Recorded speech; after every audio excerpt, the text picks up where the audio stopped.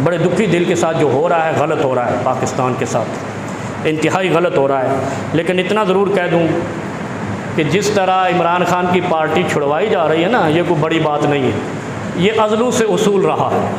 कैसे? अरब के काफरों ने ये उसूल बनाया था कि जिसके घर में बेटी हुई खुद मार दे, जो हम मार देंगे।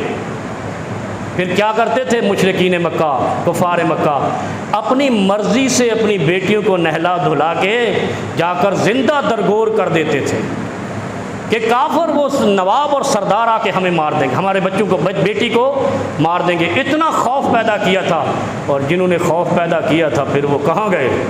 आज भी दुरूद व सलाम है मुस्तफ़ा और उसके उम्मतियों पर, उसके सहाबा पर, और जिन्होंने खौफ पैदा किया था वो वीरान कुएं में गर्क कर दिए गए। जो दुनिया को कहते थे बेटी जिंदा छोड़ी तो बेटी को मार देंगे, वो इतने खौफ में थे कि खुद दफन करने चले जाते। और दूसरी सबसे अहम बात, जो आखिरी बात है, जुल्फ़िकार अली भुट्टो को शहीद कहते हैं, लेकिन उसको फांसी दी गई थी। क्यों?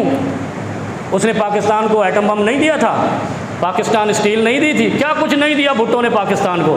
फांसी इसलिए दी थी कि उसने ख़त्म नबूवत के कानून पे साइन करके लहरा के कहा था कि मैंने आज अपने मौत के परवाने पे साइन कर दिए। ऐसे ही है, ये हकीकत है, इससे इनकार नहीं हो सकता।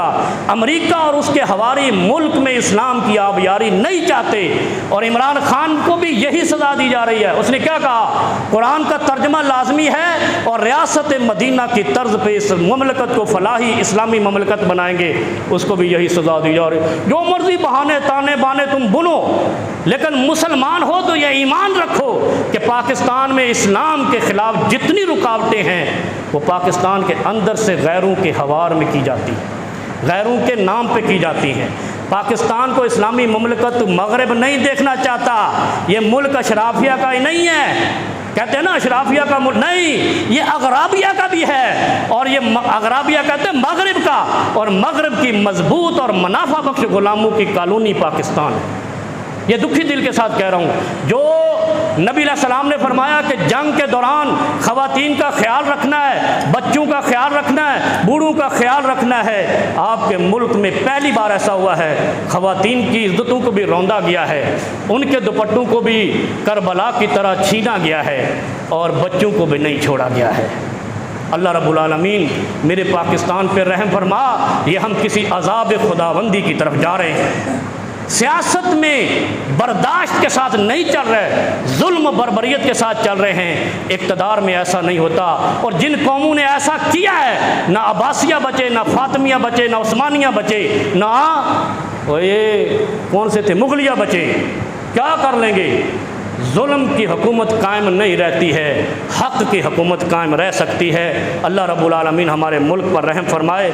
बस एक दुआ बताता हूँ, जो मुल्क पर हालात है, आप तो कम अज़ कम पढ़ो यार, दूसरा कोई पढ़े ना पढ़े। वह अम्मन युजीबुल मुज़्तर्रा इज़ा दआहु व यक्शिफुस सू। अल्लाह तेरे अलावा कौन है जो हमारे इज़्तिरार को ख़त्म करे? अल्लाह तेरे अलावा कौन है जो हमसे बुराई को ख़त्म करे? बुराई को ख़त्म करने की दुआ किया करो।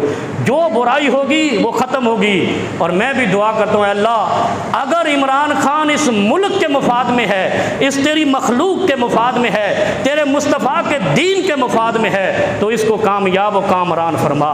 ये मशरूत है, अगर ये दीन मुस्तफ़ा का हामी है, वफ़ादार है, तो इसको कामयाब कर दे। जो तेरे दीन के हामी है इस मुल्क में, अल्लाह उनको कामयाब कर दे। जो भी हैं, वो मैं हूँ, आप हो, फौज हो, पुलिस हो, या PDM की, और PDM है ये, क्या पिद्दी का शोरबा, ये गुलाम टोला है। अगर ये भी तेरे मुस्तफ़ा के दीन के हक़ में है, अल्लाह इनको भी कामयाब कर दे।